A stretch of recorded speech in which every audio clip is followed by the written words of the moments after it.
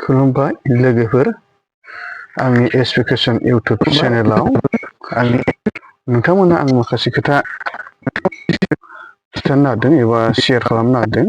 नोंथांमोनहा खोनाबाय थादों जोंनि कारिगावनि साहा 7 किल'मिटार 8 किल'मिटारसो गोजानाव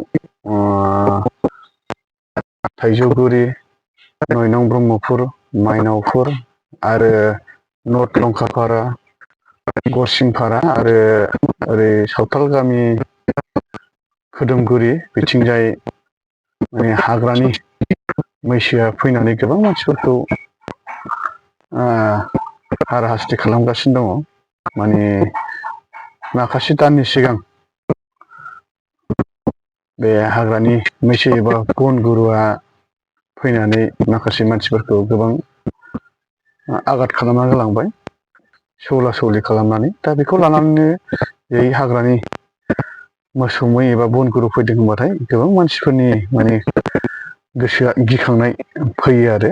दा बेखौ लानानैनो गोबां जायगायावबो माने गोबां जायगायावबो जोंनियावल' फैयाखै, माने गोबां जायगायावबो फैदों। बेखौ लानानैनो मानसिफ्रा गिखांनाय फैनानै माने गुबुन हरै बेंगलथिंजाय मानसि फरेस्टखौनो सौखांनाय नुलायनाय, माने दानि जुगाव माने अनलाइन नालाय फेसबुक, वाट्सएप, इउटुब बेफोराव नुनानै बांसिन गिखांना फैबाय आरो जोंथिं आरो प्रेक्टिकेल जोंनि बे आवदांगियावनो दाख्लैसो बेसेबांबा गिदिर जाथाय जानानै थांबाय। बेखौ लानानैनो गोबां मानसिफोरनि गोसोआव गिखांनाय दं आरो। दा मैया दाख्लैबो फैदों। आङो नोंथांमोननि सिगाङाव खिथागोन बे बनगुरु एबा हाग्रानि मैसोआ बेसे गिदिर आरो माबायदि। आंनाव ससे भिडिअ दं। बांद्राय खाथियावबो थानानै बे जुनारनि खाथियाव थानानै नोङो खेबनोबो हायाना एसे, अब्लाबो ससे नुगोन आरो नोंथांमोनहा माबायदि आरो थाबायदों बेसे गिदिर। नोंथांमोनहा आंनि बे एसपिकेसन इउटुब चेनेलनि गेजेरजों नोंथांमोनहा बेखौ नुलांगोन आरो। नायदो ओइलाय हनै, नाहरदो ओइलाय हनै थाबायदों साहानि हाग्रायाव आरो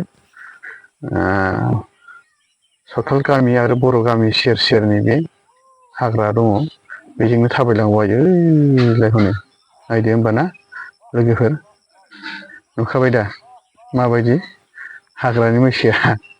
नोंथांमोनहा नायनानै आंनि चेनेलखौ लाइक, शेयार आरो साबसक्राइब खालामबानो जाबाय।